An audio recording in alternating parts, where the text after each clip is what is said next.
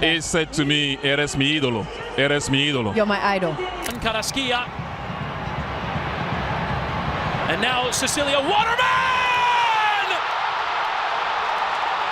How Thierry Henry became the face of the Premier League. All right, I want you to imagine this. Panama are playing the US national team in Los Angeles. The winner goes on to the Nations League final. It's your typical CONCACAF grudge match. Hey,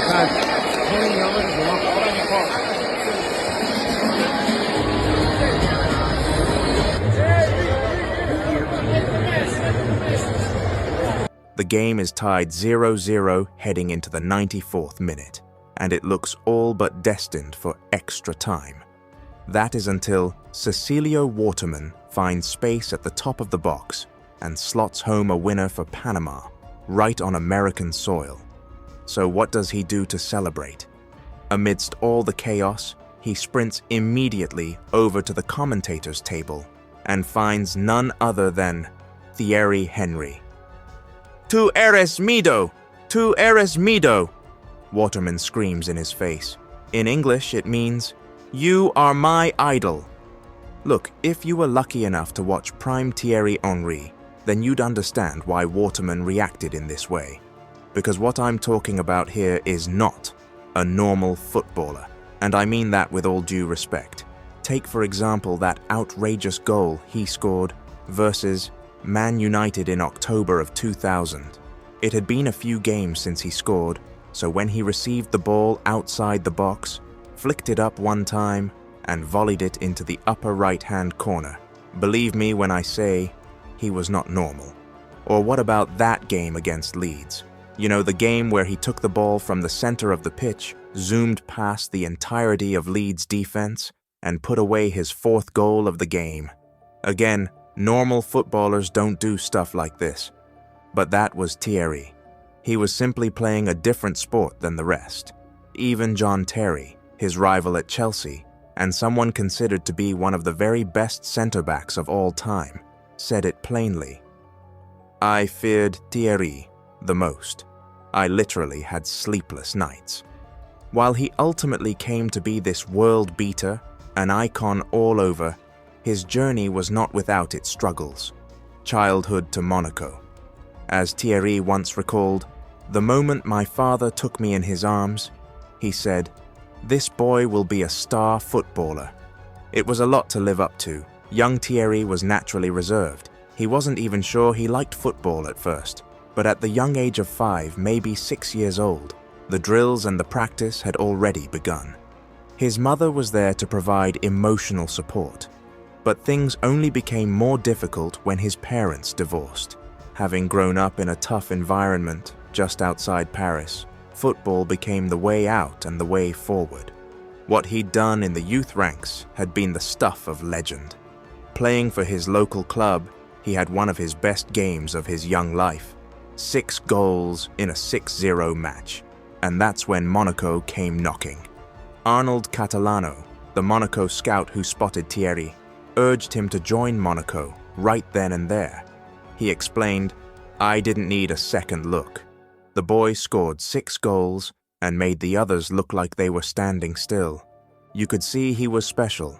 So, at just 13 years old, Catalano convinced Thierry to trial at France football's prestigious Clairefontaine Academy, the same place that's produced French gems like William Gallas, Nicolas Anelka, and, would you believe it, Kylian Mbappé. As it was, there were more than 1,000 kids, competing over 4 long weekends, only 23 spots. Yeah, you guessed it, Thierry made the final 23, and he was well on his way. The Monaco experience. At this point, Thierry had come up against every test you can imagine, passing them all with flying colors. He'd done well enough in Monaco's youth setup, and he'd been banging in goals for fun for the youth national team. It was then that Arsène Wenger had taken notice. As Monaco's first team manager, Wenger took special interest in Thierry's skill set. A fellow Frenchman, he said of the time, "Thierry's raw pace and dribbling skill made him perfect for a striker, but I saw something more." Wenger was looking to develop Thierry into an all-around forward, and he wanted to protect him from having to carry the goal-scoring load. So at the young age of 17, Wenger gave him his first team debut on the left wing.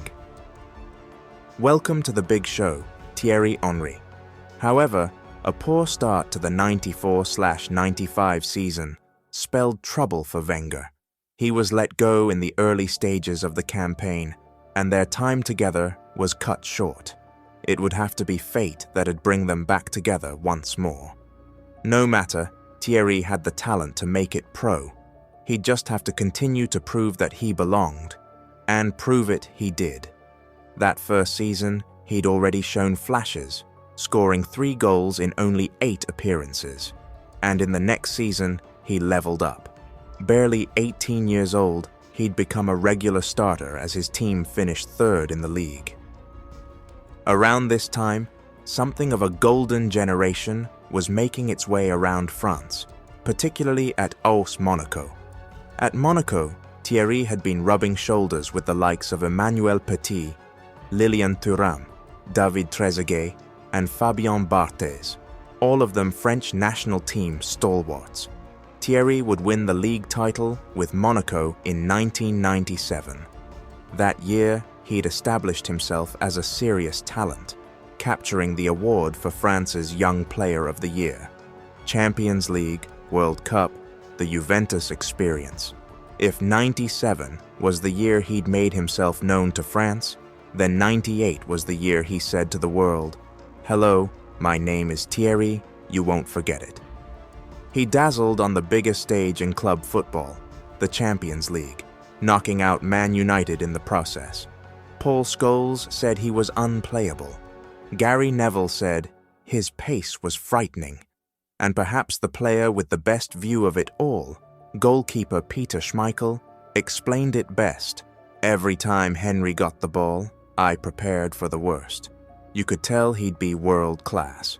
The crowd at Old Trafford even gave him a round of applause, a small sign of things to come. Then there was France '98. Still just 20 years old, Thierry would lead the French national team with 3 goals in the tournament. He'd go on to lift the most coveted trophy of them all, the World Cup. He let everyone know that he'd arrived, and that he was here to stay. It's just, well, you can only control what you can control.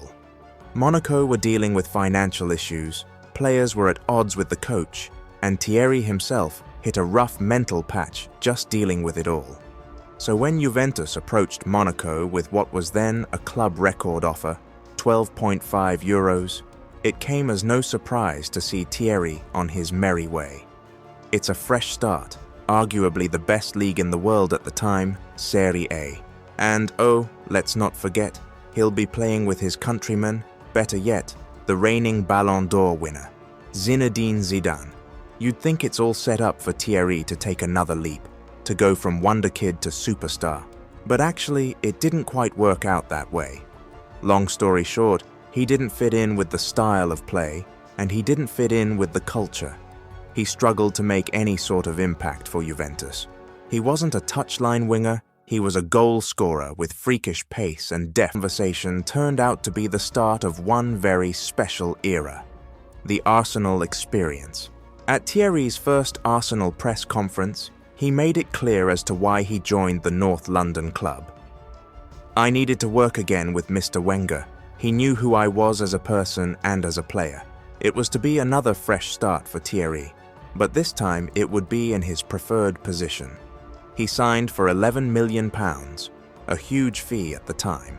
So there were high expectations from teammates, fans, and the English press alike. You also had a determined Thierry, wanting to prove himself again and right his wrongs from his Juventus days. Huge pressure from outside, massive pressure on himself, and a team striving for the biggest titles. Unfortunately, he didn't start so hot. 8 Premier League games into his first season, and Thierry had 0, count 'em, 0 goals. As one journalist put it, for a World Cup winner, Henry looks hapless. His talent was undeniable, but he just had to get over hump. He had the full backing of his teammates and Wenger, who had always kept the faith in him. Good things come to those who wait, and to be frank, for those destined for greatness. All it took was a one goal, and the floodgates were opened. During that 8th game, with a Southampton defender draped all over him, Henry, in signature fashion, hit a belter from outside of the box, scoring his very first goal for the Gooners. What followed that season is nothing short of a madness.